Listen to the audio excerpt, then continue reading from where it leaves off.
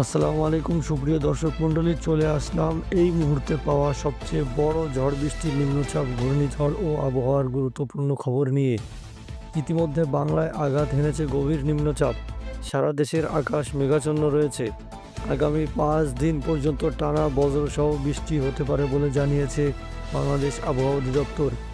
এই সময়ের মধ্যে দেশের কোথাও কোথাও মাঝারি ধরনের ভারী থেকে অতি ভারী বৃষ্টি হতে পারে বলে জানিয়েছে সংস্থাটি।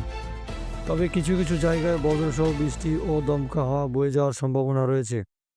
এদিকে সিলেট, হবিগঞ্জ, ফেনী, কুমিল্লা, চট্টগ্রাম জেলাসহ কয়েকটি জেলায় বন্যার পরিস্থিতির অবনতি হয়েছে। মেঘনা নদীতে পানি বৃদ্ধির কারণে বন্যার সংঘাত তৈরি হয়েছে। চলুন জেনে নেই কেমন থাকতে চলেছে 22শে জুন রবিবারের আবহাওয়া।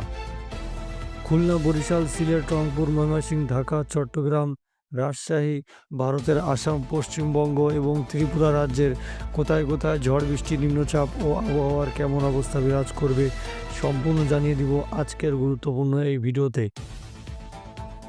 তাই প্রিয় দর্শক, ভিডিওটি শেষ পর্যন্ত দেখবেন এবং আপনি কোন জেলা থেকে আমাদের ভিডিওটি দেখছেন, আপনার এলাকায় আবহাওয়ার অবস্থা বর্তমান কেমন বিরাজ করছে সেটা আমাদেরকে অবশ্যই কমেন্ট করে জানাবেন।